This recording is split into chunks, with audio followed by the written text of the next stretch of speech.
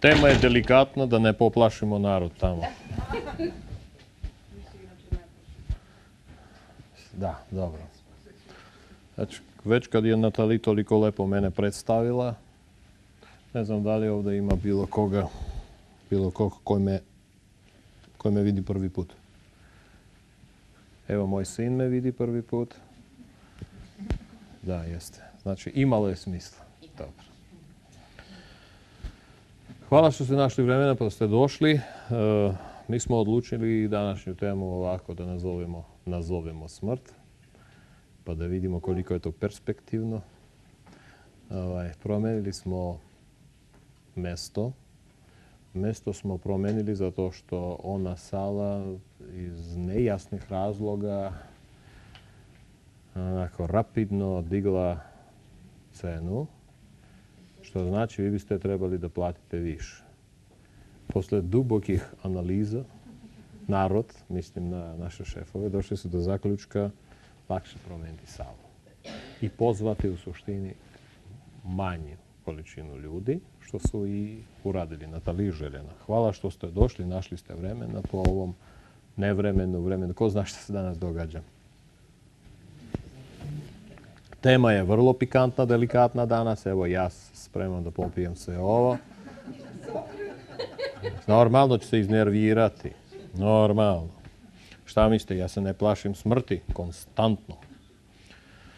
Danas imamo gošću iz Amerike koja je došla. Lagat ću da kada kažem da je došla da me sluša. Ona je slušala sa mnom u Americi. Čak smo zajedno imali i TV show, TV emisije. Naša gošća ne razume srpski, ali već počela da voli Srbe. Što kaže o visokom umetničkom ukusu te osobe. Smrt.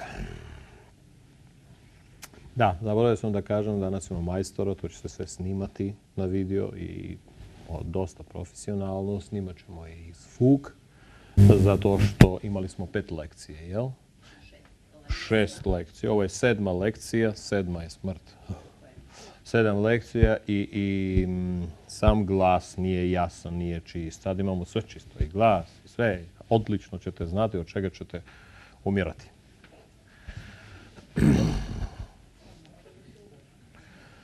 Smrt je tema dosta pikantna, jasno. Vi već znate kako ja pričam, ja uvijek postavljam pitanje, pa na osnovu odgovora formiram svoje razmišljenje i tako dalje. Ne zato što ne znam šta ću da lupetam, odlično znam šta ću da lupetam, bez problema da lupetam, ali bi rađe lupetao ono što vas boli. Pomaže više. Odmah ću postaviti pitanje. Recite mi, molim vas, suprotno od smrti je... pa ti vidi. Znači, belo-crno, otkud ja znam, ljubav i kako već to kod vas, šta je, mržnja, da? A da, i život i smrt. Bez obzira što je suprotno od života i smrt, znači to su kontraverzna ličnost, jedno zamenjuje drugo. Mislim, vremenskom nekom procesu. Vi ste apsolutno u pravu. Te dve stvari nikad nisu... ne rade, ne žive odvojeno. One uvek žive takozvano zajedno, samo svaka ima svoj red. Znači, izraz da svakog od vas, uključujući i mene normalno, smrt čeka negde, na nekoj raskrsnici, jednog u kafani, jednog u raskrsnici, jednog u bolnici, znaš. Jednog čeka na svom rođendanu, jednog kod ljubavnice, jednog obrnuto od ljubavnice, znaš, normalno.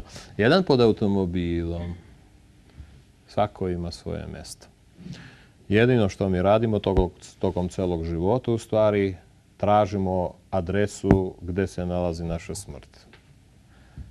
Bez obzira što se mi plašimo intenzivno toga, a šta ako ne nađemo? Da. Ne nađemo. Mi u stvari intenzivno svojim rukama i nogama idemo prema adresi svoga, zvaćemo to za sada kraja, pa ćemo vidjeti da li je to kraj. Evo, ima ubeđenih ljudi da smrt nije kraj, Valjda je nešto drugo. Iz svog sopstvenog iskustva ću vam reći da sam ja imao par razgovora, malo više razgovora sa tom damom koja se zove smrt. Interesantno, znate šta? Upravo to, da u nekom umetničkoj viziji čovečanstva smrt je dama. Da li vi pravite analizu? Čim dama, znači je smrt. Znaš, čim smrt, da li je dama? Znači, navodno muškarac je život. Pa sad. Ne samo. Pa sad, u suštini da. Ona sa kosom, ne on sa. I ne znam zašto nema kozmetičkih operacija na sebi. Ne? Da, smrt je dama koja čeka.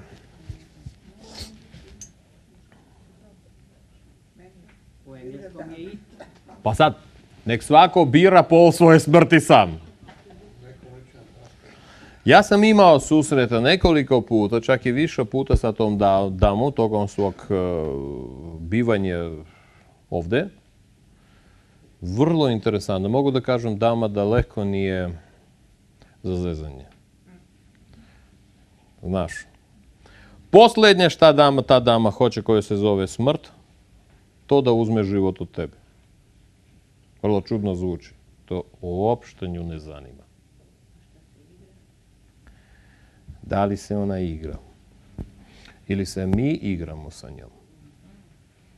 Koliko god se plašimo, znate, ali opet se igramo sad.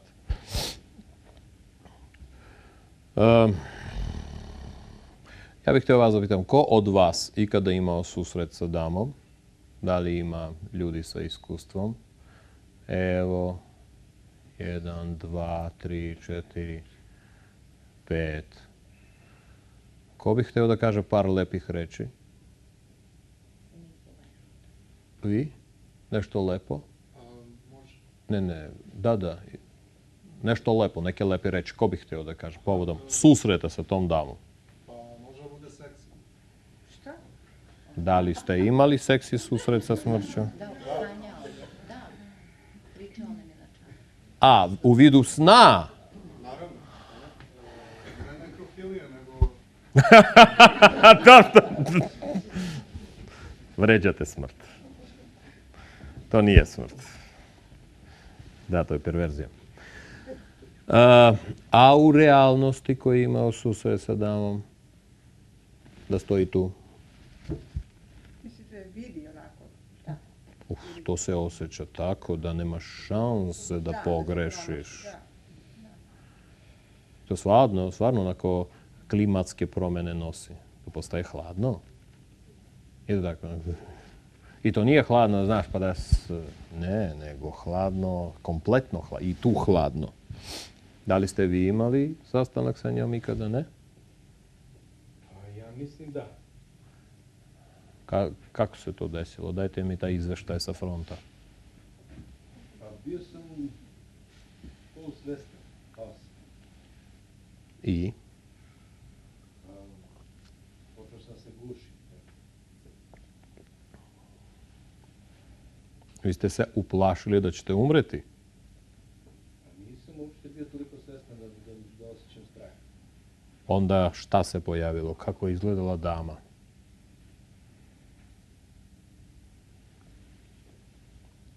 Pa kad sam počeo da vozim sebi, imao sam utisak da ću da izgubim život. Tako, To je strah. Sad ću vam reći. To nije ni telefonski poziv. To nije ni SMS, razumiješ? To nije ništa. To nije ni pismo. Ni razglednica od smrti. To čisto si se vozio pored, ajde kažem, njenog carstva.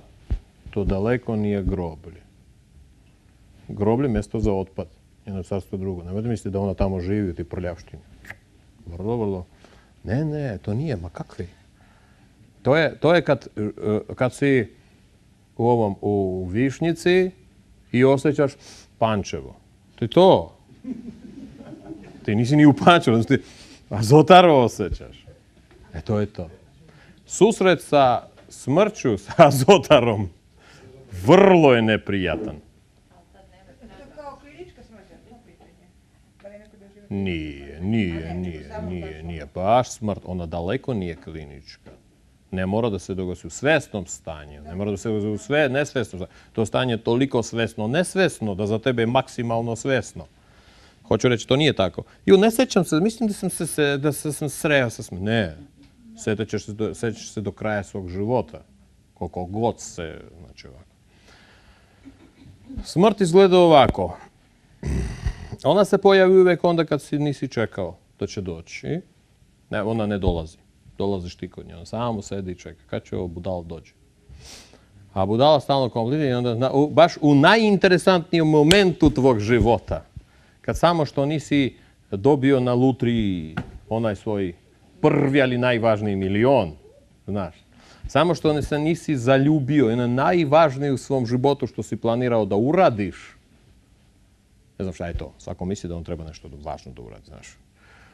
I onda je došla smrt. I kad dolazi, razgovor je ovako. To se vidi, ja ću vam reći ovako, to se vidi i ne vidi se. Nejasno. Ima facu, nema face. Tu je i svuda je okolo. Osjećaj te dame ovakav. Realnost je tu, ali nikakvih emocionalnih veza više nemaš sa tom realnošću. Samo kao da si, grubo ću reći, kao da si pod drogom, ali apsolutno realno sagledavaš sve, ali ne osjećaš ništa. Jedino što osjećaš, prisutnost, atmosfera te dame. Samo zato što si ušao u njen lift. I tada obično ne razgovara mnogo. Nema, ma šta ćemo, kako ćemo, pa popit ćemo kafu, polako. Kod nje sve precizno. Stoji ovako, sad ću vam reći, dođe ovdje. Ovako, ovo nije ona, ovo sam ja, da se ne poplaši. A ovo je sada smrt. Ne plašim se. Ni sad se ne plašim. Dobro je, doći će i tvoje vreme. Znači ovako, stoji i slušaj, i ovako te gleda. Evo, ovako. Samo oči ovoliki, nos ovoliki, sedi. Te gleda. Osjećaš da ne možeš apsolutno ništa. Apsolutno. Uopšte ne pripadaš sam sebi. U suštini je tako. Takva je smrt. Ne pripadaš više sebi. Pripadaš nekome koji ni ne znaš ni ko je ni šta je. Može da izgleda kao čovjek. Može da izgleda kao pas. Može da kako god poželiš. Tvoj mozak će isformirati to. Iskreirati vizualni element. Strah. Strah.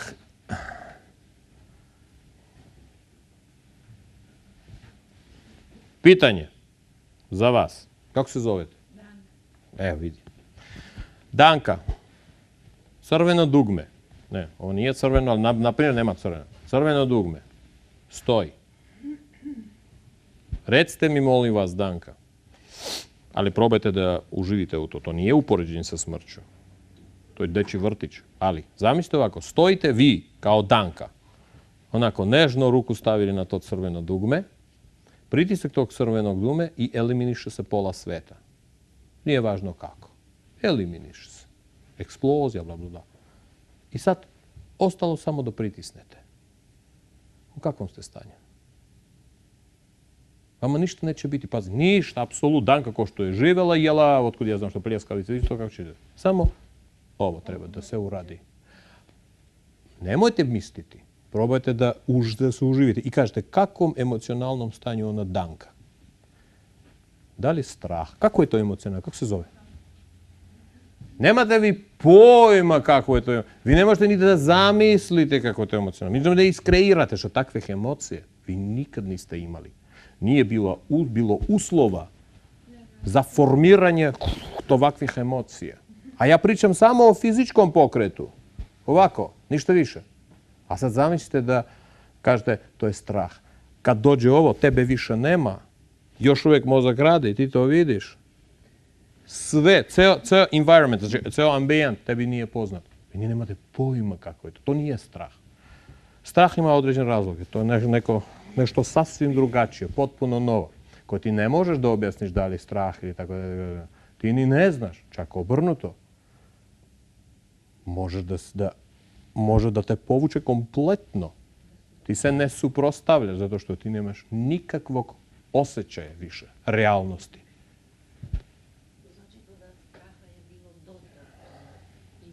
Strah je i sada, u ovom momentu.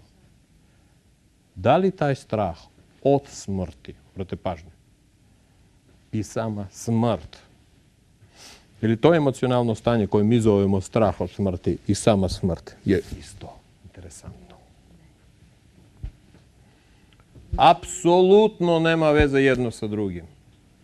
Pa onda vi, dragi moji ljudi, oprostite što vas tako zovem, recite meni, što se vi plašite smrti kad se nikad niste sreli tu damu? Koji je razlog da se čovjek plaši smrti?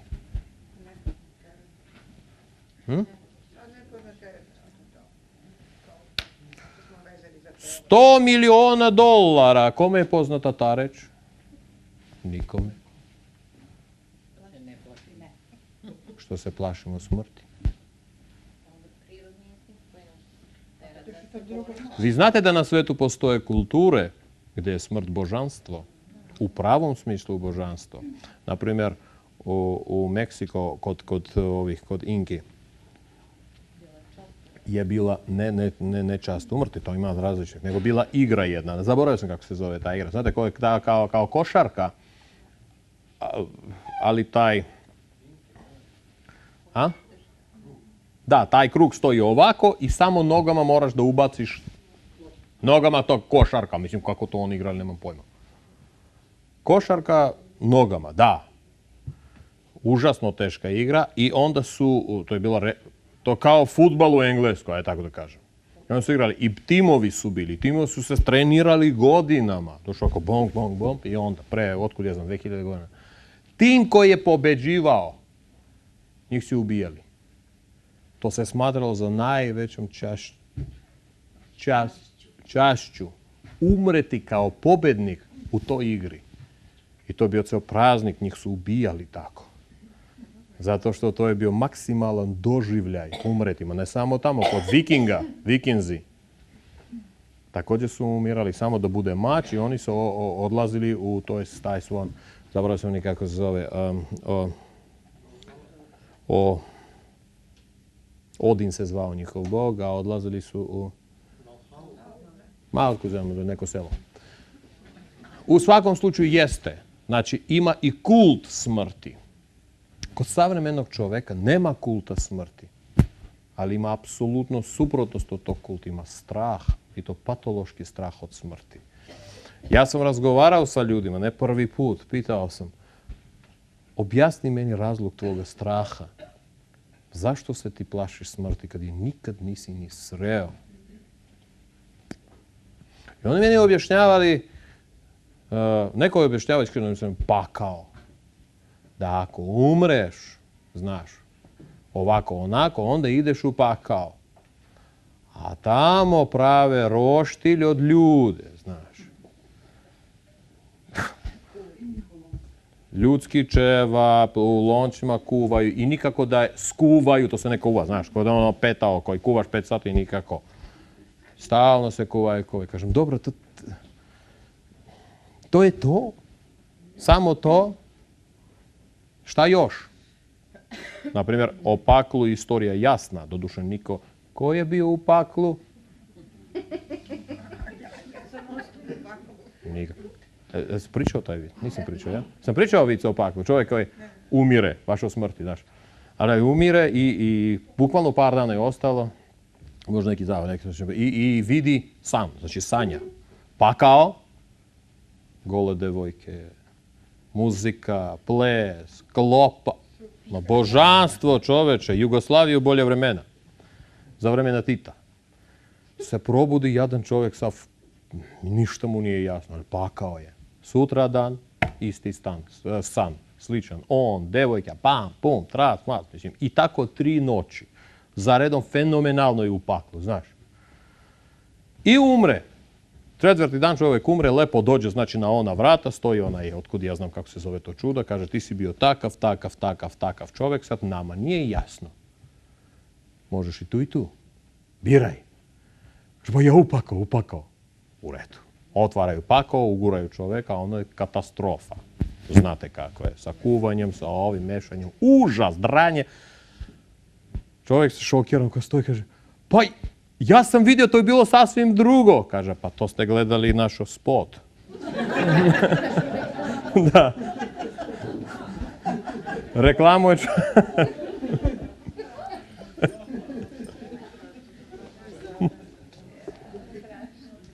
Ni u paklu niko nije bio. Možda ljude lakše kontrolisati strahom koji mu uguraš,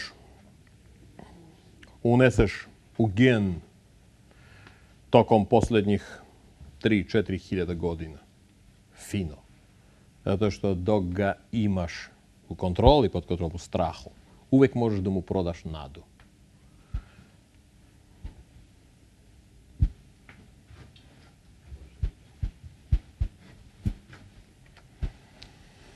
Gledajte, ovo je nulta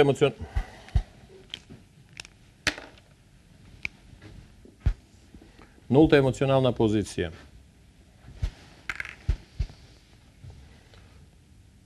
Čovjek je ovdje. Znači ovo je minus, ovo je plus emocionalna pozicija. Čovjek je ovdje, emocionalno. Došao kod mene. Kaže, znate Rubene, tako, nešto mi ovdje boli i od pre 3 dana išao sam kod lekara, ali ne volim da jedem lekara i tako dalje, šta bi to bilo i tako dalje. Ja pogledam.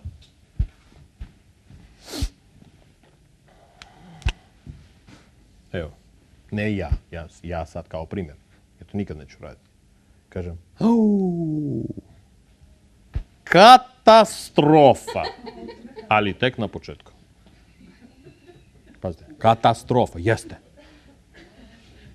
Kancer samo što nije metastazirao. Ali nada ima. Sad, recite molim vas, posle takve moje reakcije, ja sad figuralno, u kakvom emocionalnom stanju čovjek? Uzmi se na sebe, znaš. Zamisli, dođeš kod mene, ja ga gledam, kažem, pazi, ovaj živ. Pa to je pozitivno, obično ne mogu ljudi ni do tog momenta da dožive, vidi, ti imaš još 5 minuta. Znači, dibidus je ušao tu, jel? Emocionalno. Evo gde je savremeni čovjek. Samo zato što sam ja pričao, ništa više. Situacija je ista, jel? Na glupost ko boli, isto boli. I onda ti ja kažem čovjeku, ovo je užasno teško stanje. Ja to sam imao, ali samo 2 puta u svom iskustvu. Daj ovako, daj mi 2 dana vremena malo da vidim kako ću, da li mogu uopšte prići tom problemu. A ti za to vreme traži pomoć. Da. Otišao čovjek, ali osjetite to. Otišao čovjek. Gde on ide? A? On ide da kupuje pelene. Najvažnije, pelene. Pampers može da kupi. Ima, znaš, pelene. Za naredna 2 dana mu trebaju mnogo pelena. Usput jeste, pokušava da istraže preko interneta, pošto su sanduci posljednje vreme i tako dalje. On u suštini kreira u svojoj glavi viziju svoga kraja i tako dalje. U svakom slučaju, posle 2 dana čovjek dođe. U kakvom stanju on dolazi kod mene? Pomirenom da je gotovo mrtav. Ali postoji nada. Pa on je došao kod mene ponovo, jel? Zato što on od mene očekuje šta? Ali tako malo ste nade dali da... Malo? Pa da, normalno, došao, još donio fotografiju, kaže, šta vi mislite? Šta mislite, koji sanduk meni više stoji ovako lepo? Da. Ali da li postoji nada? Postoji strah od mogućnosti gubljenja te male nade. Obratite pažnju, ne postoji nada. Postoji strah od mogućnosti gubljenja te male nade. I on došao kod mene, nažalost daska nije toliko mala, znači poslije 2 dana on je došao, evo te.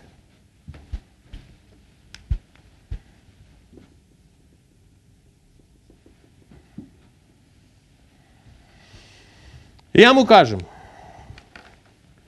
2 dana nisam spavao zbog vas. Gledao, kopao, dajte ponovo. On sav se trese. To traje sat i po vremena. Istražim ga kompletno. Kažem, izgleda da smo se spasili. Kakvu reakciju će imati čovjek? O novcu ne pričam. To je sekundarno. To se formira usput. U kakvom stanju takav? Kaže, znači, slušaj. Jeste situacija daleko nije za zezanje, ali šta je najvažnije? Nije kancer. I nije metastazirao, ali daleko nije dobra stvar.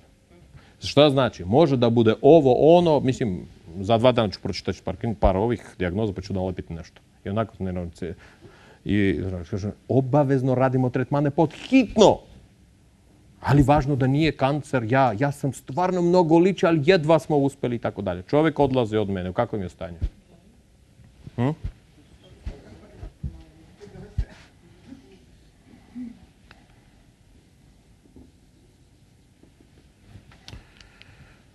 Radimo tretmane. Ne moram ni da radimo tretmane. On će doći, kažem, znaš, to sad jednom se dirano 10 dana da čekamo. Boli ga, pazi, boli ga potpuno isto, ko što je boli. I onda se čovjek vratio tu. Na nultu. Sad vi meni recite. Vi, pametni ljudi, plus ljudi. Da li je ovo nulta? Ili šta je to? Ne, draga moja. Za njega ovoliko pluseva. Evo. Daska nije to, do tablu nije dovoljno.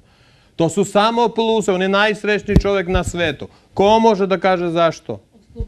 Zato što je izbegao kancera, strahova i tako dalje, koje sam mu ja naterao. U suštini. Zato što, brate, pažnju. Potpuna isto pozicija, on je došao sa minusom. Na kraju potpuna ista pozicija. On ima gomilu plusova. Šta sam ja uradio? Šta sam ja promenio kod čovjeka? Bol. Bio, ostao. Možda upravo to vama i rade 1000 godina. A? Kombinacija nade i straha daje rezultat. To je kao muzika.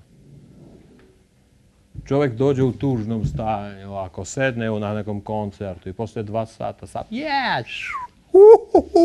i ovako odlazi, znaš. Ma ista sala, ništa se nije dogodilo, muzike više nema, isti čovjek, a on je bio u stanju X, otišao je u stanje Y. Znači sve što je bilo fake ili nematerijalno, muzika nije materijal, ima takvo delovanje. U toj nematerijalnoj muzici što vama pevaju i vi slušate, da li se to zove hrišćanstvo, uopšte religija, socijalna sredina, savremeni čovjek, tehnologija, uvek ima majmunisanje. Život i smrt ima majmunisanje. U ovome. Kombinacija plusa i minusa. Objasnite mi meni, gde je ovdje smrt? Ko je rekao uopšte da je smrt beskrajni minus? Sagledamo sa druge strane. Da li biste bili da budete pokusni kunić? Normalno da želite. Ako da ne želi, radi za mene. Recite mi, molim vas. Željana je umrla. Zamislite da smo doživjeli taj srećan dan. Da li ste sigurni da je to loše za Željanu? Dajte da različnim. Neće da umreš, ti raš za mene. Neće da umreš, ti raš za mene. Ne, moj, stvarno. Da li je to loše za Željanu? Dajte da vidimo. Moment, razmislite, ljudi moji, pa žena je... Mi uvek obožavamo da analiziramo tuđe živote, a analizirajte tuđu smrt. Ko može da kaže da li je to dobro za Željanu ili nije? Ne možeš da odgovoriš na to pitanje. Interesantno. Željana, čekajte da pitamo samog mrtvaka. Dok je živ. Željana, vi ste bili živa. Ako ono što radite se zove život. Sad ste mrtvi. Da li je dobro što ste umrli? Ni ona nema pojma, žena, pazi. Ali dok je živa, trese se smrti. Sad mi ništa nije jasno, sad sam ja u dubiozi, u maksimalnoj konfuziji. Niko nema pojma da li je to dobro ili loše. Niko ni nema emocionalnog stava. Ne samo do svoje smrti, pa do tuđe smrti. Mi ljudi koji stalno kopamo tuđe živote i smrti. Mi bi trebali direktno da znamo. Željana je umrla? Odlično. Fenomenalno. Biće više vazduha na kraju krajeva. Dok je bila živa, falilo, znaš. Nije tako. Potpuno je drugačije. Nego kako? Istog momenta svi se zarozaju i plaču. I ni ne znaju da li treba, da li ne treba, ali po navici to se radi. Istog momenta se tuguje. Po navici se to radi. Radi se ne zato što je Željana umrla. Zato što kod nas, u našem networku, u kompjuterima, sistemu komunikacije, odjednom je nestao jedno. Jasna stvar da automatski, mislim ja imam 10 ovih, šta imam? Prstiju. Šta misli, ja njih osjećam? Ja nikad ne osjećam 10. Ja osjećam prste. Ali po osjećaju zatvorite oči i kažete koliko prstiju imate. Vi nema šanse da osjetite 10. Vi ćete osjetiti prste. Možete njih da prebrojite, ali u osjećaju nema. Oduzmite jedan. Odmah ćete osjetiti nedostatak. U tome je stvar. Dok ti imaš, sve to u kompleksu radi. Dok jednog nema, upravo to osjećaš da je bio. Isto tako. Znači, slobodno možda da krenete na put. Vi ćete nama nedostajati mnogo više kad vas nema. Jesi čuo tu logiku?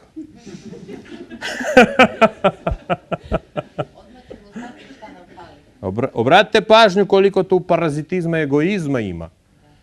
Neko će nama nedostajati mnogo više kad ga nema. Zato što dok ga ima, on nama ne nedostaje. Znači, jedino što mi možemo da poželimo čoveku, to je smrt. Pa što ne rekneš kad znaš?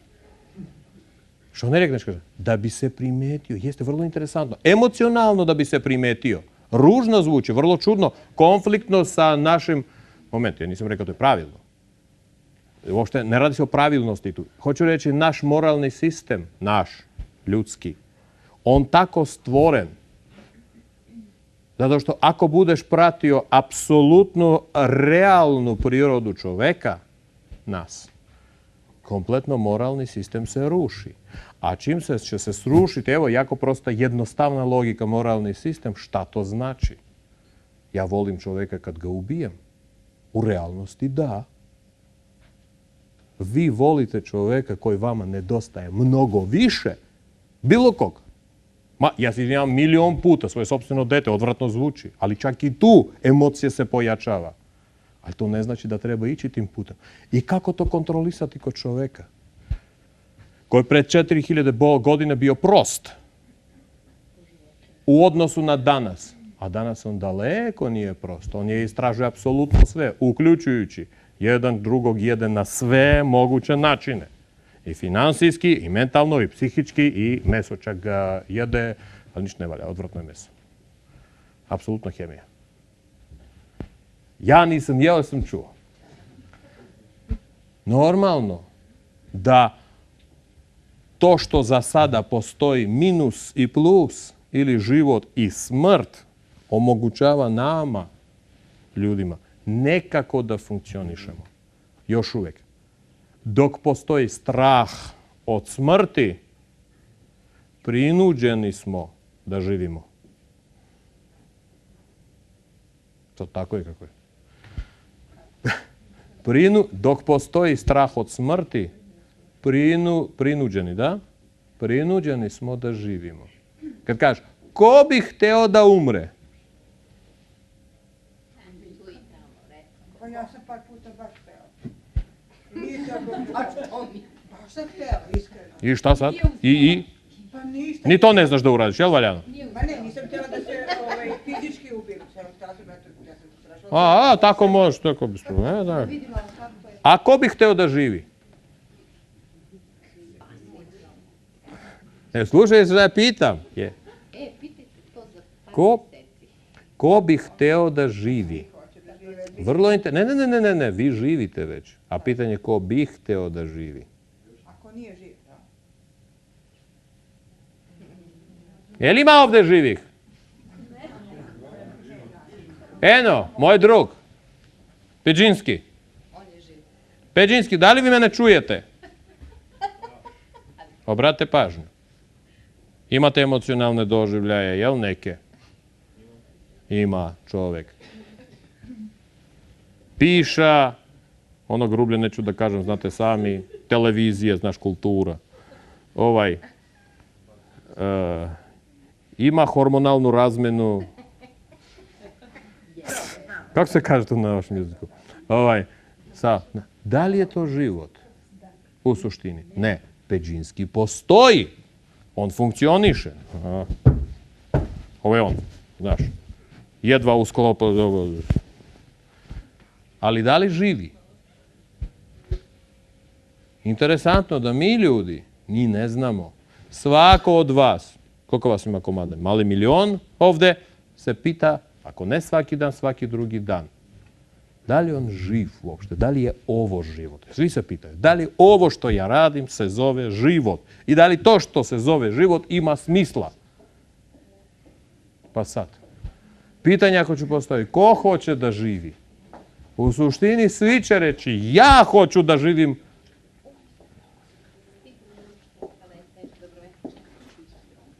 Sete, izvoli. Sad ću sve od početka. Da. Svi će reći, ja hoću da živim, samo da znam šta je to život. A ko hoće da umre? Niko neće da umre. A ko hoće da zna šta je smrt?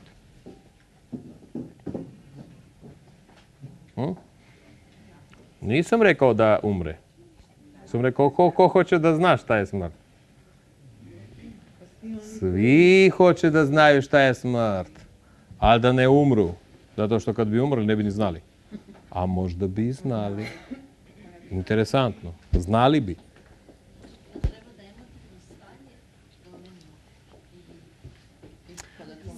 Nama je rečeno ovako.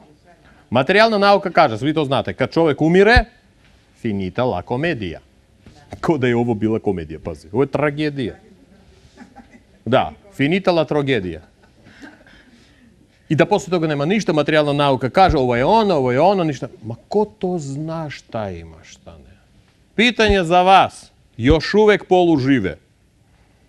Ko je ikada u životu, ili čak u snu, ja bih rekao u snu, u životu ne, ali u snu, po znakom pitanja šta je san, nek bude fantazija, bio u onom carstvu. Ne, u onom carstvu. U carstvu mrtvih. Ko je u svom snu ikada sanjao nekoga blisko ko je umro? Žena sanjala svoju smrt, on se sreo nešto, Željana od pre 2 sata sanja svoju smrt.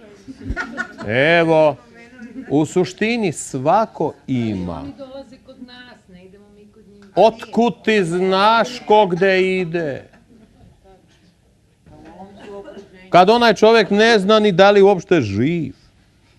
Razumiješ? Otkud ti znaš gde ti ideš? U suštini, bio neki X susret u nekom X stanju, neko ko je navodno živ, pa ti spavaš, ti nemaš ni pojma da si živ, mrtav i tako dalje.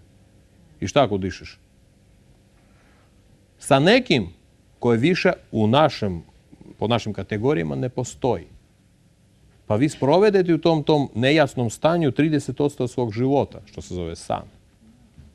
Ne vjerujem da je to baš greška prirode. Da od 60 godina, 20 godina provedeš u greškama. Znači,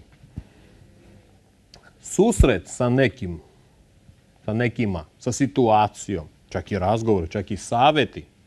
Evo, Natalija je vidjela svoju smrt, ja sam vidio to mali milion puta i video i znam i razgovor i savjeta, pa sam ja bio lično tamo, meni je bilo dozvoljeno da uđem tamo, pa da... Jeste. Jel kuvaju tamo? Ne. Nekova. Ne, imam ja dostupa svuda, što ti je? Ja dostupa, imam i onako člansku kartu, znaš.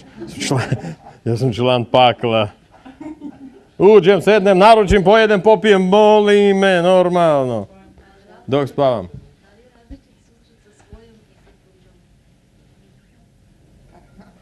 Pacijenti, ako je jedna dana, onda verovatno stalno sveće. Dajte da pitamo neko koji je imao susret sa svojom smrću. Natalija, ona plaćena da to zna. Ajde. Kakav je taj susret sa svojom smrću? Šta da kažem? Skoro da se i ne sjećam.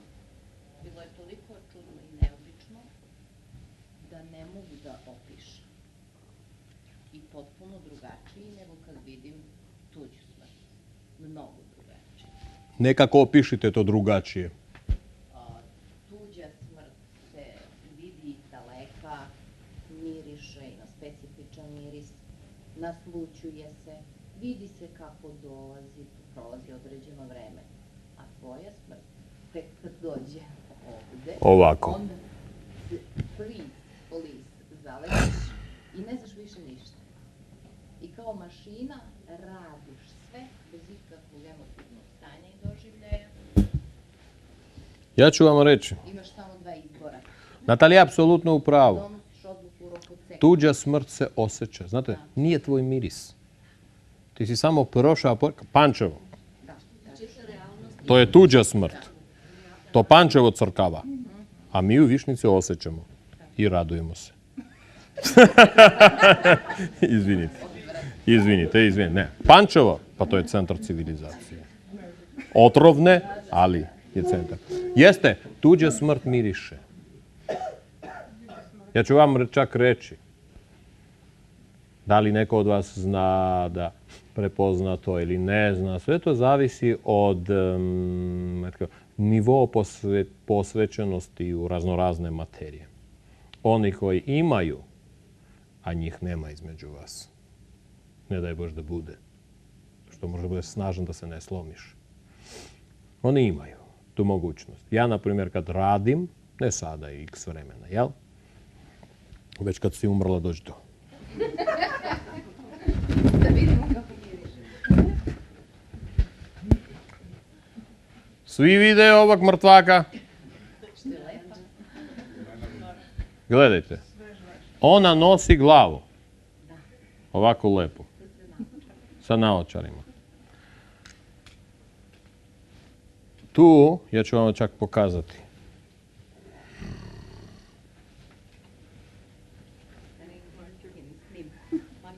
Evo ovdje, duboko otprilike santimetar i po, maksimum 2,7, unutra, u mozgu, se nalazi taj deo mozga gdje se formira smrt. Objasnit ću za još uvijek žive. Šta znači formira se smrt? Sedi tamo. Oživi. Proces rođenja čovjeka i formiranje čovjeka traje... Koliko kod vas ne traje? Kobajagi 9 mjeseci. Ako imaš veze i tako dalje, može brže. Može i brže. Da. Najteži deo rođenja čovjeka je početak. Tu se svi znoje i preznojavaju. Zove se seks. Pa to ima da se mučiš i da... Normalno. Vrlo zabavne pokrete. Svi rade i svi se smeju. I sada. I posle toga ćelija počinje kao idiot da se deli. Vi nemate ni predstave, ne možete ni da znate, ne možete zamisliti sa kakvom brzinom se formira ovo čudovište. To nisam ja normalno. koje se zove takozvani čovjek ikada. Znači sve ovo se i formira i tako da. Sa nenormalnom brzinom. Probajte da zamislite količinu bilionskih procesa istovremeno kad sve ovo počne ovako da se deli. I to deli se, čini se da je haos. Vrlo, vrlo pravilno organizovano, ali ogromna harmonija. Kad nešto iz ničega, iz jedinice, se stvori, po meni, sad ja nisam odavde, ne znam, malo glupo zvuči da nestane oko puk, pa da nestalo slučajno. Nije to seks, ljudi moji. Taj ceo sistem sa bilionskom sistemom kontrola svake ćelije. Koliko vi imate ćelija na današnji dan? 300 miliona. Idite kući i prebrojite. 300 miliona živih materija. Pazite, to nije, kad kažemo, mi nikad ne zamislimo čoveče, ali to je jedinica koja je živa. I taj živ organizam jede, piša, sve ostalo. Znate, seksa se normalno, kako bez toga. Množi se, hrani se. Čime? Drugim živim organizmima koji se zove krv, krvni sudovi. Ako ti spojiš sve krvne sudove jednog još uvijek poluživog čoveka, na primjer željane, vrlo interesantna statistika, ti dobiješ nit odavde do sunca. Vi samo zamislite količinu samo toga koji se formira za 9 mjeseci. Dobio si 1 kilo masti. To niko ne voli. Uz to, i to dobiješ, znaš kako? Za 1 dan, za 2 dana, bez problema. Uz to si dobio 7 kilometara krvnih sudova. Možete da zamislite magiju toga. Kilo sala, ali magiju sa kojom sve ovo ovako živi, sa kojom brzinom. A mi se čudimo nekoj komšinici koja je naneo štetu, pa je ova se nije udala, pa morala da se uda. Čovjek, pogledaj se u sebe, to si sam magija. Nevjerovatno. I sada, i sve to koje funkcioniše 40 godina, pa još gen forsira svoje, koje što živi, odjednom crkava. Ko bajagi, da. Najinteresantnije, smrt došla da uzme, a tamo nema što da se uzima. Raspalo se. Sam proces smrti, kao uključivanje mašine, to je isključivanje mašine. Svaka ćelija treba da ukapira da je ona umire. Kroz živac, kroz ovo, ono, nije tako, znači, pa se ugušila ona. Ma kakvi? Željana umrla, znaš koliko ima vremena, ima sat vremena od kad je umrla. Njena ćelije ne znaju to. Ona je još uvijek živa. To sam imao vrlo interesantan razgovor o jednoj lekciji u jednoj državi. Baš na tu temu. To ćemo doći do toga, sad ću reći, baš će biti ista tema. I sada, taj deo što sam ja vama pokazao, tamo se formira proces smrti. U stvari, sama smrt se nalazi tamo. Ona je pasivna. Ona samo sedi ovako i gleda.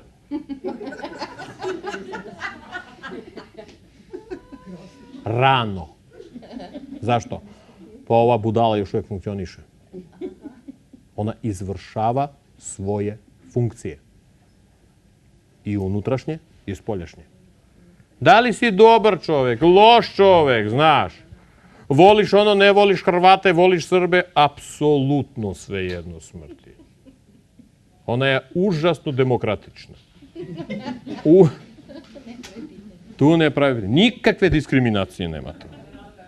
Ali, otkud ona zna da treba da se aktivira proces? Objasnit ću. Malo više iznad toga, nemoj da nosiš glavu, tu negde, se nalazi jedan blok, on izgleda ovako. Sad ja šareno to, normalno on tako ne izgleda, to su ćelije. Isto kao memorija, u glavi to nije traka, to nije traka. Zamislite ovako, ona izgleda kao klaster. To su ćelije koje se popunjavaju određenim, ne informacijama, nego kvalitetom informacija za neko vrijeme. Evo, na primjer, došao si i popio si ovu vodu. Voda sasvim ok, ali ne znajući, ti ne znaš, kvalitet ovog environmenta za ambijenta upravo bio taj koji popunio ovaj klaster. Kupio si psa, ti to ne znaš. Popunio se ovaj klaster i ovaj klaster. I tako tokom života, život možda traje i pola mjeseca ili 78 godina. To nikako ne možeš uračunati. Popunjava se. I kad se popuni, lupam, 80% klastera, znači aktiviralo se. Signal nastaje, znači postupa u, ajde kažem, blok smrti. Kao prekidaš. Gotovo. Gasi. Gasi. Bilionski signali idu. Ne analiziraju, nego analiziraju na koji način će se to sve ugasiti, na najoptimalniji i tako dalje. To što Željana vozi auto, odjednom udari u nekog pa odleti pa se skrene i tako, to se vama čini da je to sve bilo. Mislim, sigurno smrt nije planirala da ona umre u BMW-u. Njoj je sve jedno. Ali to što u jednom momentu nešto informacija došla pa se ugasilo, pa je mozak nije registrovao to, pa je udario. Kaže, pa to, ja to nisam vidjela. Pa u tome je stvar. Na taj način se sve to manipuliše. Doći će moment i ne treba da vidiš. Zato što viđenje, to znači drugi sistemi zaštite će proraditi i ćeš automatski izbeći. Ne. Ili u momentu, bilo kod svakog. Kad voziš auto, odjednom ti hoćeš da skreneš pa da udariš u nešto. Dođe ti. Dođe, a kod nekih upravo tako i proradi. Tako nemojte se iznađati kad svako od vas odjednom ima želju da se suoči sa smrću. Ne, to ne znači da je došlo vreme. Sistem provjera malo sebe. Znaš kako ti naviđe. I tako blok smrti. Najpopularniji način ovog sistema se zove kancer. Prost, jednostavan, higijenski čist. Marketinški od najbolje odrede. Obratite pažnju. Svaki čovjek posjeduje ogromnu količinu, bukvalno milijone, kancerogenih ćelija. Su to nezdrave ćelije? Apsolutno ne. Zdrave, kulturne, vaspitane, sveže, od prvog dana su kod tebe. Znači pripadaju tebi. Željana, da li su vaše kancerogene ćelije zdrave? Najzdravije, najčistije. Ali stoje tamo, žive svoj kancerogen, ne kancerogeni, zdrav život. Odjednom, kad signal dođe tu, pronađe se naprednija, modernija kancerogena ćelija u najadekvatnijem ambijentu. Ona se aktivira. Ona menja svoju prirodu, postaje agresivna. To u našem prevodu agresivno. U suštini ona nije agresivna. Ona samo počela da marketinški, ko što je rekla Natali, marketinški lobira ćeliju pored, da se pridruži njenoj političkoj stranci. I ta ćelija počinje da menja svoje biološko ponašanje. Samo to. Ali samo to što menja, oni će se širiti. Čovječ, pa to je revolucija. Jeste revolucija koja se zove smrt. Prelazak iz stanja A u stanje B. I sada, lokalizovano evo tu. A mi moramo nekako po opštinama da delujemo. Znaš. Na svi sektori. Normalno. Kako mi to radimo? Jako prosto. Ta ćelija, evo ona ovde, počinje da luči vrlo specifične hormone. Podmićivanje, novac. Krvni sudovi su užasno patki na to podmićivanje. Ćelije krvnih sudova jede te hormone. Ćelije. Automatski jede. Pazi, mi pričamo o milimetrima. Zamislite dimenzije mikroskopsko toga. I mali jedan krvni sudić ovako i poraste tu. Ide na mamac. Sasvim dovoljno da se ćelija transportuje u opštinu pored. Znaš kako pametno. I odmah počinje istu. Ili tu. Ti to ne znaš još uvijek. Ti misliš da je super.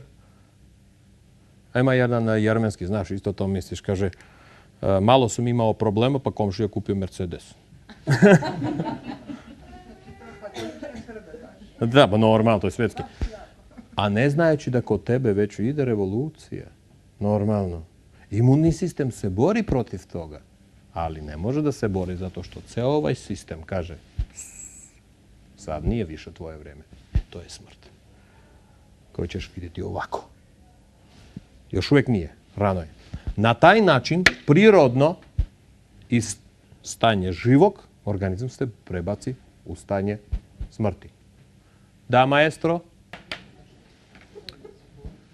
Na taj način, znači, smrt nastaje sada. Na drugom mjestu po popularnosti smrtnih slučajeva je srčka. Potpuno ista stvar. Sistem, ovo, samo kaže ne, ovome ćelije je drugačije. Mislim, imunni sistem u tim regionima, šta ćemo? Gasimo srce.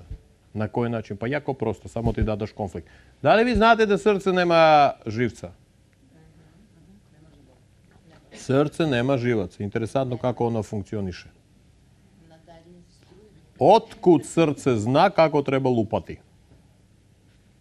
Jako prosto. Da, na primjer, imaš živca, kao provodnik, imaš signale. Otkud srce zna kako treba? Daljinski. Iz mozga direktno se kontroliše intenzitet ovih signala iz mozga, ono primač. Ko mobilna telefonija. Jako prosto. Srdačna mobilna telefonija takva, znaš. Srčana, da, srdačna, jeste. 2, 3 i gotova stvar. Pim, pim, pim, pim, pim, konflikt, pim, pam, pam, i gotovo. I pucanje mišića. Sada to je varijanta brza, znaš. Ako ne moraš toliko da gnjaviš situaciju. Ćelije to još uvijek ne znaju. Ćelije su žive. Da uzmemo našu dotičnu željanu ponovo. Koja umrla, ali nikako. Recite, molim vas, uzeli smo željanu koja je umrla, stavili smo u frižider, jako lep. Posle 7 dana vadimo željanu. Postavljamo ovako pitanje, kontradiktorno pitanje, konfliktno. Da li je željana živa? U slučaju željane ti ni ne znaš. Da li 300 miliona ćelije su umrle? Pa sad vi meni recite. Od 300 miliona ćelija živih organizma, znači jedna ćelija, još uvijek živa. Da li željana živa ili nije? Sad, s obzirom da su unutra željanini geni, jeste, živa je. I od toga možemo da napravimo novu željanu. Samo zavisi od njene duše i Jednog svesti. dana. Šta ako je svest na drugom mjestu? Gen nosi informaciju ko si ti. Dajte drugačije. Spavate. Spavate. Da li ste živi? Ne može. Svih 300... Hvala Bog da nije palo. Kažem, svih 300 miliona mrdaju. Ćelije. Mene zanima, da li ste vi živi? Ok. Željana umrla, polovina ćelije živa. Pola željena živo. Je li tako? Objasnite meni, čoveku koji je gost na ovoj planeti, jako mi se sviđa vaš planeta, super je planeta, mala, kompaktna, simpatična. Recite mi, molim vas, kako vi možete da opredelite da je čovjek umro? Na koji način vi to opredeljujete? Ja ne razumem. Ona što živa, što mrtva, meni izgleda isto. Jeste malo poplavilo, sad šta? Ide na more, malo pocrveni, ovdje malo poplavi. Na kraju krajeva ja sam čuo da imate takvu stvar. Živog čovjeka potrpate u frižider, pa ga zamrznite, pa odmrzavate njega. Opet radi, sve funkcioniše. Pa sad mi nije jasno. Otkud? Kako vi to tako opredelite da je žena pocrkavala? Zavisi sa čije tačke gledišta pitate, medicinski ili ezoterijski. Aman, ja pitam sa normalne vanzemaljske tačke gledišta. Hoću se razumet u vas. Srce Obratite pažnju. I to užasno teško ezomedicinsko i nesocijalno pitanje. Kako opredeliti uopšte šta je smrt? Bez obzira što si namirisao, bez obzira što je tu ušla. Ali kako opredeliti? Čisto da li čovjek umro? I to pitanje nije novo. To pitanje je staro, mislim, sigurno 1500 godina. Gde je ta faza? I to sam imao upravo u toj lekciji. Sam rekao, jedna ćelija je živa. Mene zanima da li čovjek umro ili ne. To je napravilo zbunu. Da ne možeš da saznaš.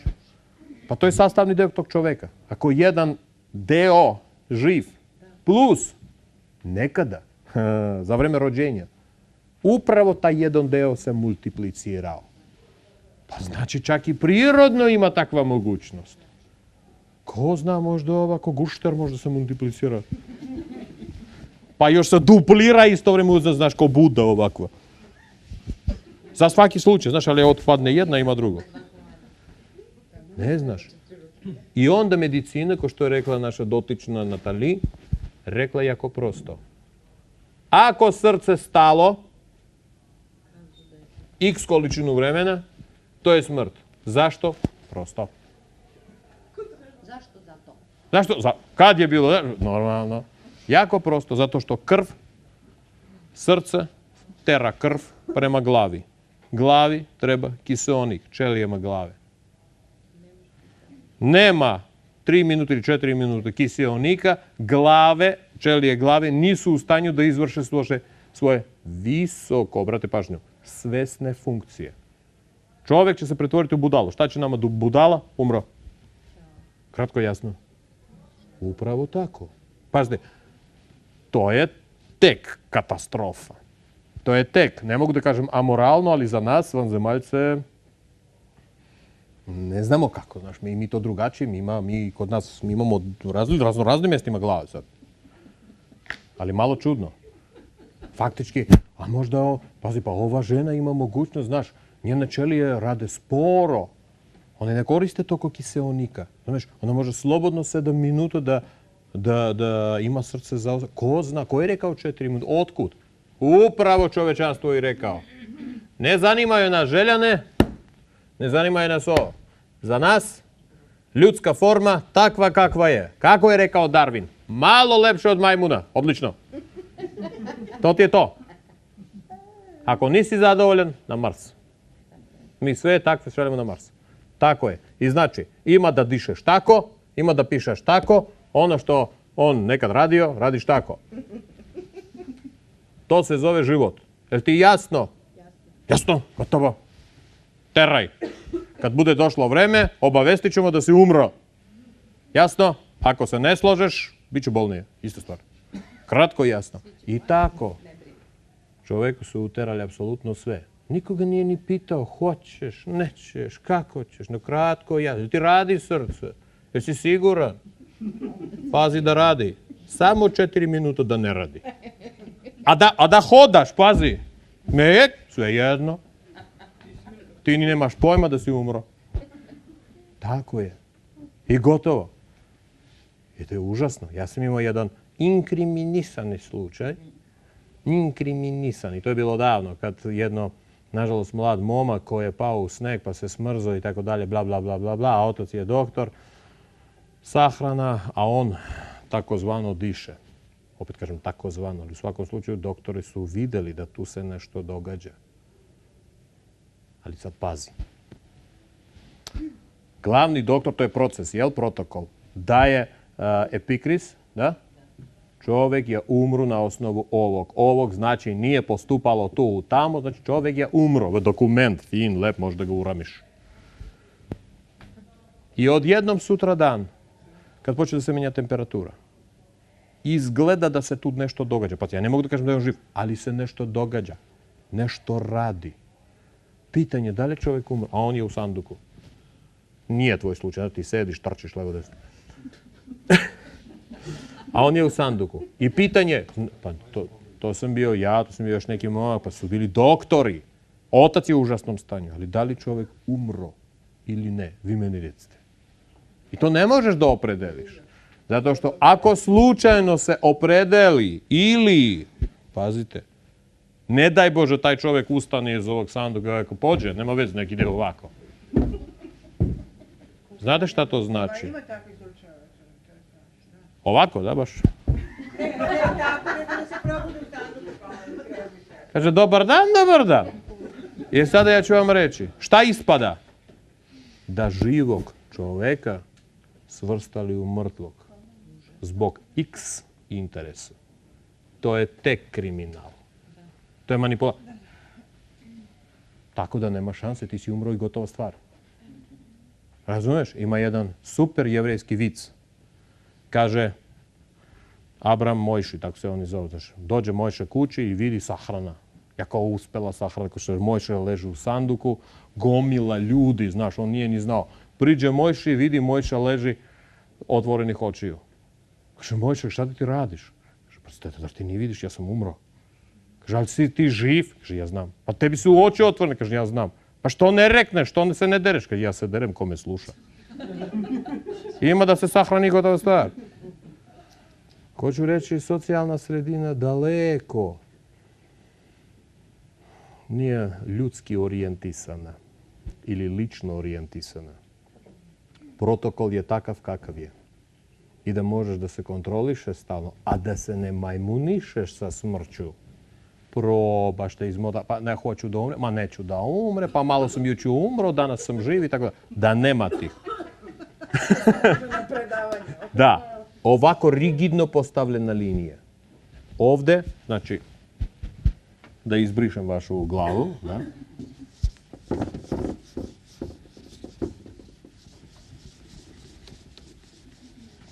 Ovako rigidno postavljena linija.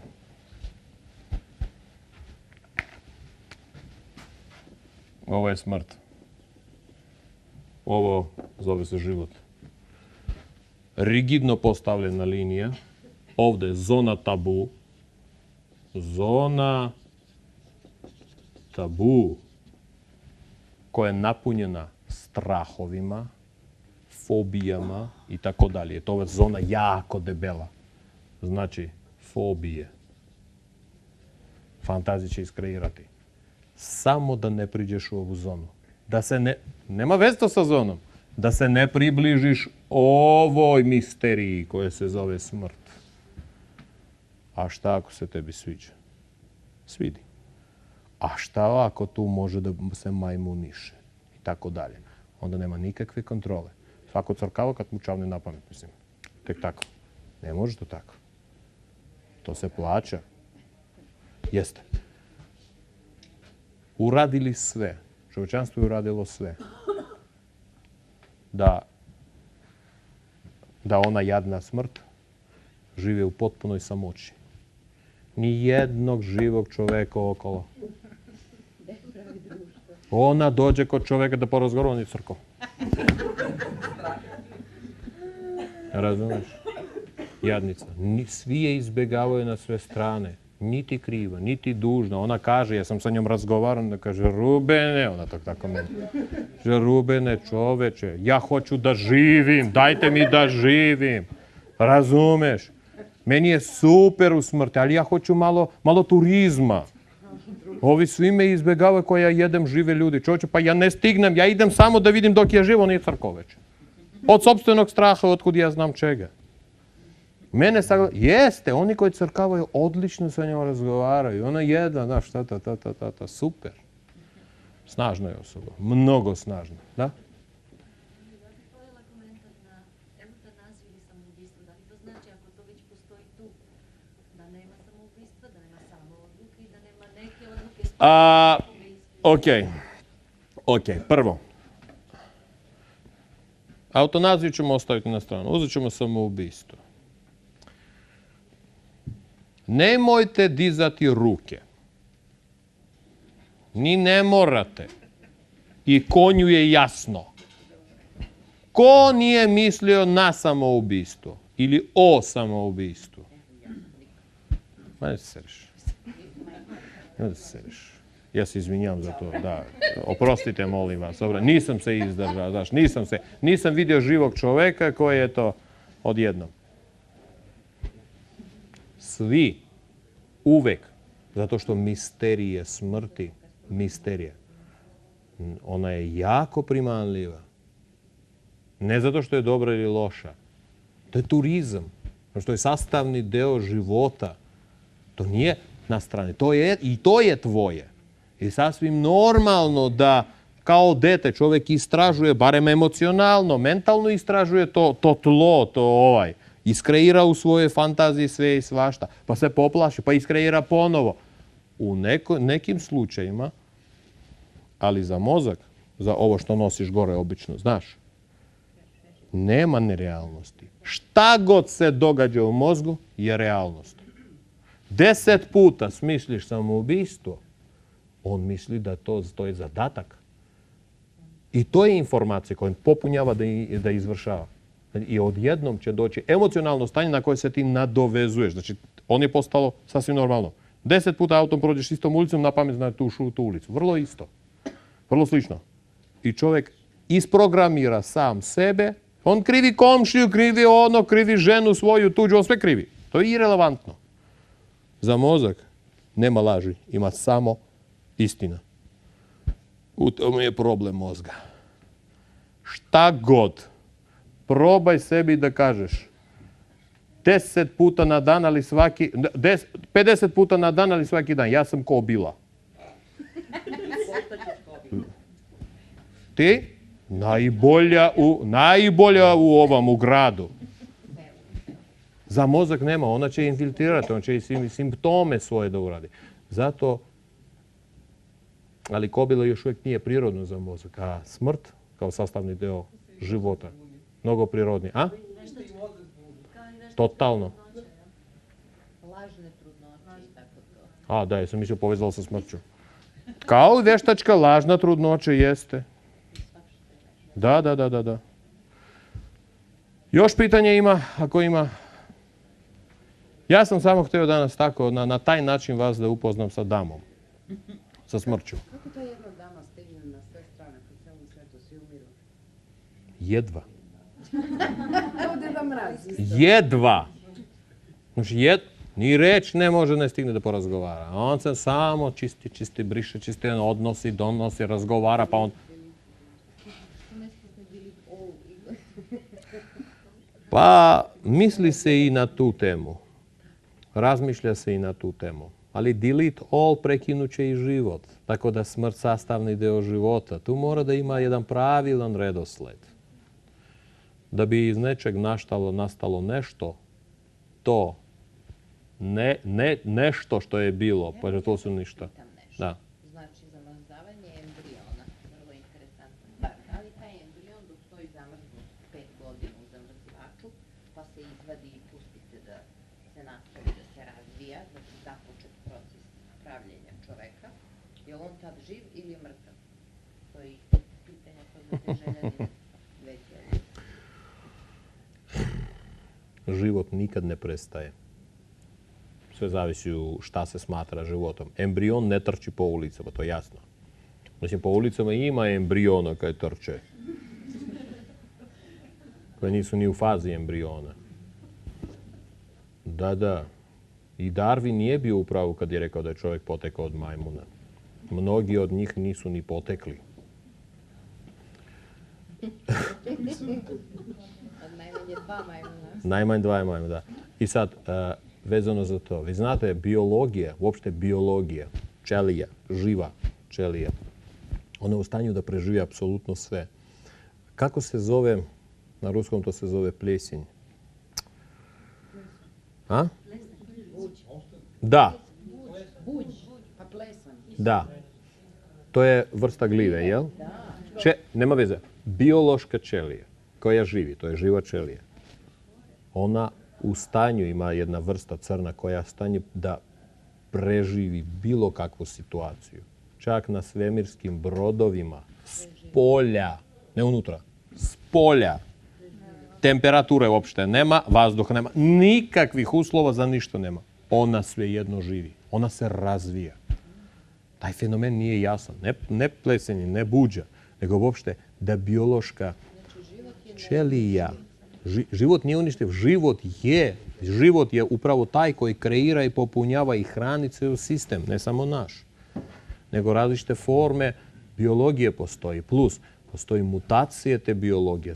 Ako iz jedne ćelije ili od jednog seksa može da se stvori 300 miliona ćelije sa takvom brzinom, sa svojim funkcijama, onda mutacije te ćelije također je abnormalno brza.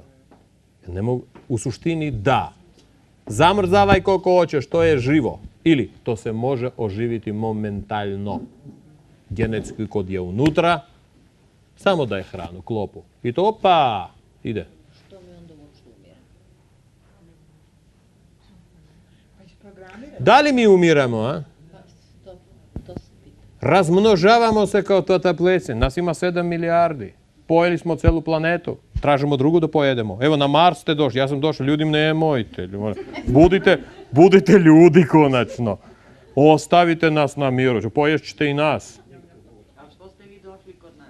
Pa da zamolim. Kulturno. Šta vama treba? Daćemo u redu. Da, nemojte samo pitati se da li ima života na Marsu. Još uvek ima. Samo da znate i nemojte doći. Još uvek ima. Vi sa Marsa dođete kod nas? Kulturno, vas pitam. Znači da ste vi zainteresovani na neki način. Maksimalno smo zainteresovani da vama doprinesemo da ima. Da se smirite. Kada prekidač okrene na gotovo, da li čovek ostaje svestan svojih glava? Šta se u tom momentu? Baš ste jednu temu ste dodirnuli za koje nisam nekako zaboravio sam da ispričam. Kako čovjek umire? Da. Emocionalno njegovo stanje. Bio sam u Kanu, to je bilo 2003. ili 2004. ne sjećam se kada. Ja u tim svojim vrlo čudnim stanjima koje imam konstantno šetam, znači obalom, opet lupetam neku temu u glavi, drndam. Baš tema je bila, to je bilo neka period saznavanja, sagledavanja procesa smrti. I onda vidim stare ljude, na svakoj klupi po jedan komad u suštini sedeo. Po jedan komad još uvijek živog čoveka. Stari su bili ljudi. Znate, gledali su, blejali to je bio mrak, u more. Blejali u nešto gde ničeg nema. Najinteresantnije, tam ničeg nema. Niti pokreta, niti ništa. I ja sam prolazio, kažem, vidi kako je interesantno. Čovjek sedi i pola sata bulji u nešto. Šta mu se događa u glavi? Mene zanimalo šta se njemu događa u glavi. Ja sam ulazio u njihove glave. Mislim, ne tako. Ja to mogu daljinski, znaš. Ovako prođem i kompletno pratim situaciju. Pratim radnju fabule, kao što se kaže. I onda primetim kako sve to neobično mu se događa u glavi. I onda priđem, znaš, navodno onako se okrene, pa priđem ispred da mu pogledam u oči. Mnogo se vidi, ako znaš kako se gleda. Pogledam u oči. I znate šta sam primetio? Vidio sam da, ne mnogi, tamo je bilo 4 čovjeka, svi umiru. Jedan po jedan crkavaju. Malo je ostalo. Nema veze od bolesti ili ne, neko nije ni od bolesti, samo smrt je bila tu. Eto. I tako je došlo meni, mislim tako, plus x vremena, mjeseci i tako dolje, taj element lockinga, loka. Kako čovjek spojen sa, glupo će zvučati iz mojih usta, to nije univerzum, ali sa bazom podataka. Pa internet. Sa internet, ajde kažem, mentalni internet i kod svakog čovjeka ima lok, kako se kaže, ključ, koji ne da mu mogućnosti, ne da mozgu mogućnosti da dobija podataka kvalitativno više, ne kvantitativno, kvalitativno više nego što sme da ima, nego što sistem u stanju da podnese. Znači, evo, zamislite, to su parametri, jel? Evo, to su lokovi. Kod svakog na različitim nivoima. To su lokovi. To si ti. Intelekt, grubo, pod intelektom imamo mnogo parametra. Samo toliko, toliko. To ne znači da stalno stojiš, nego stalno celog života ti guraš taj lok gore. Da ti omogući upgrade. Kako se kaže upgrade? napredovanja. Ovako. Retko sam vidio unlockovanog koji može sve da upije. Znači njegov mobilni telefon, grubo kažem, da iPhone. On prima raznorazne aplikacije, apsolutno sve. Ja sam primijetio da čovjek koji umire, zašto postoji lock? Za sačuvavanje identiteta tog konkretnog čovjeka. Natalija Nešović je Natali Nešović. Ona nije Ruben Papijan. A da ima tih mogućnosti, ovo bi se spustilo, to bi se podiglo i tako dalje, ono bi se moglo da se pretvori. Ne fizički, a fizički implementacija kasnije. U Ruben Papijan. Ali ona je identitet. A kad umire čovjek, kad došlo vrijeme, proces je ušao u destrukciju. Uopšte irelevantno ko si šta si. Apsolutno. U tom momentu ide razmena. Pa internet je obostran. Ti primaš i ti daš to što proizvedeš. U tom momentu, što sam primijetio? Nestaje lok. Potpuno otvoreni kanali. I taj čovjek koji gleda u more, potpuna nebesmislenost, praznina u njegovim očima. Tu nema niti nema niti dobrog, lošeg, želje. No, čovjek je tu, a u suštini ceo njegovo emocionalno stanje nije valjda život ovo. Eto je to. Zato što sve šta mu nije bilo jasno, odjednom postalo jasno.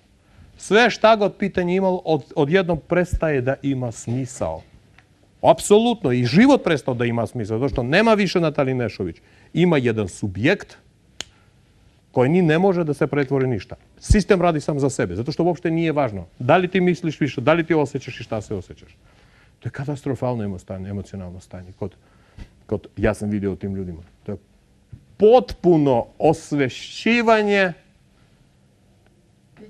besmislenosti samog sebe. Ne besmislenosti sada. Onoga što se zvao život.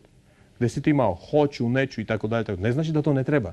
Ali u tom momentu, u takvom stanju, potpuno sistem radi samo za sebe. To je bilo za mene novo, to unlockovanje. Svi će proći to. Jako brzo, jako sporo. Ako udariš autom, to ide mnogo brzo. Ta razmena. Ako crkavaš od kancera, ide na drugi način. Ako crkavaš od starosti, ide sporije. Kad duže gledaš u more. Ceo smisao toga osvešćivanja, duže gledanje u more, jeste. I ti ljudi su umirali. Znači, to unlockovanje se događa prirodno. Ne daj Bože da se dogodi sada kod vas. To je tek rušenje sistema.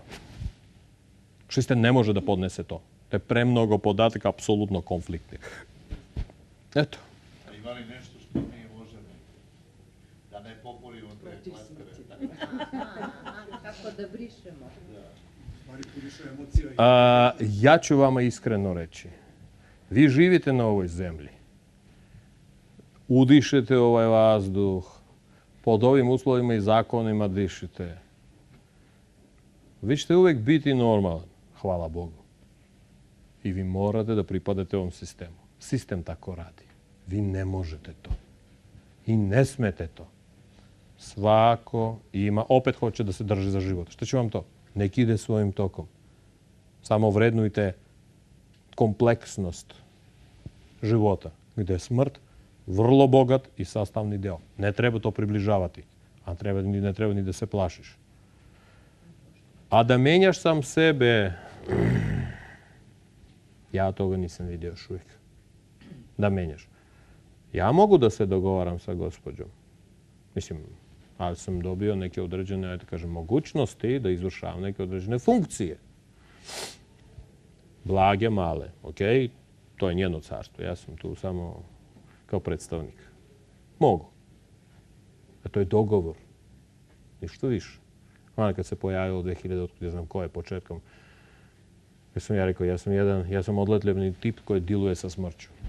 Nije diluje, dogovaram se sa njom. Da li ima još uvijek mogućnosti, možda sa vremenom to polaga, onda kaže, godin dan dajem ovom čovjeku. A ja moram da uradim da bi se pojavilo godin dana, znaš. A on kaže, ovo je nadrljao. Gotovo stvar. Nadrljao. Ali ponekad biva i neverovatna ne slučajnost, nego dođe gađe. Kad se mogu da se dogovorim, do sad je bilo 2 puta. Da šef kaže, ok, brisat ćemo ovu varijantu smrti. Nek formira sljedeću. Ali ćemo zaboraviti to. Da, jeste, bilo je i toga. 2 puta. A najinteresantnije, kod mladih ljudi. Kod mladih, da. Jedno je bilo to dete od 9 i nešto godina, a drugi je bio momak sa 21 godina. Kod njih je uspjelo dogovor takav da će biti sasvim druga smrt. Ne iz početka. Uvijek postoji varijacije. A? Mnogo. Ne, varijanta ovako. Gotovo izbjegao si taj sudar autom. Neće biti drugi na putu zato što mora baš autom. Ne. Ide svojim tokom. To 2 puta bilo. A do sada uvijek, bilo više puta, od kancera treba da umre, ja kupim neko vreme. Pola godinu dana pa se poboljša situacija, ali ja znam, zato što je dogovor takav. Svejedno će biti to i to i to. Možda ne na isti način. Ne na istom mestu. Ali u sistemu, sistem ostaje isti. Identitet se ne mijenja. Druge šanse se ne daje. Taj sistem ne može se promeniti. Pa ja sam samo sa Marsa. Ne, sad ja govorim o ljudima. Ne da vi stalno mijenjate to. Ali parametri milionski. Nije tako, znaš, ima 4, pa ti imaš da majmunišeš. Milionski parametri. Čak i ovo što vi slušate, za nekog je u tom klasteru popunjavanje. Tu nema ljudske logike. Samo poštujte, proces je mnogo kompleksan. Daleko nije ovaj. Nije jednostavno. Da? U svom radu radiš onda i sa strahom drugog ili taj nekako moraš sa svojim strahom? Ne. To mene ne zanima. Strah je emocionalno stanje, da li će se on plašiti, on se normalno plašiti. To su sitne stvari, to je čišćenje cipela. Da, taj miris tuđe smrti kakav je? Možda se usliši ili ne? Probat ću. On miriše kad je baš čovjek umire.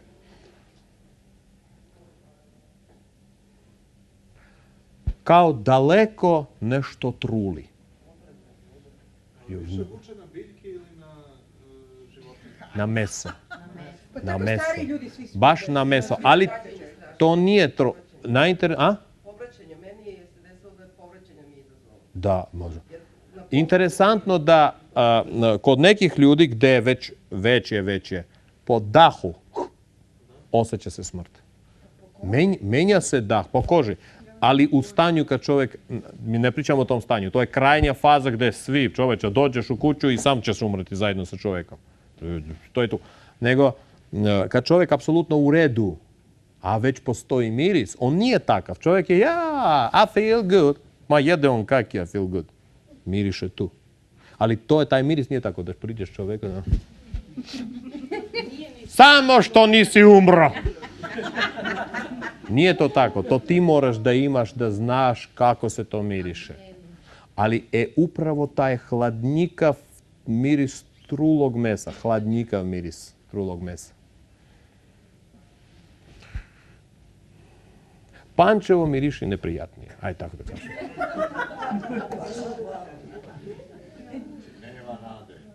Za Pančevo? Ma, znaš, oni se razmnožavaju još. Šta ti je? Pančevci, je. Budućnost čovečanstva. Imunni.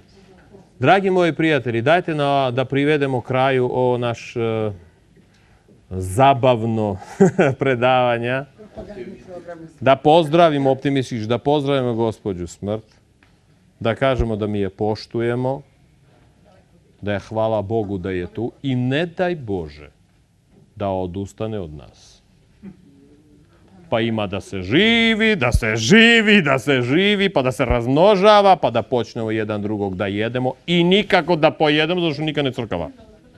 Mi sad već ne znamo šta da radimo. Hvala Bogu da je tu. Hvala mnogo za vašu pažnju. I doviđenja.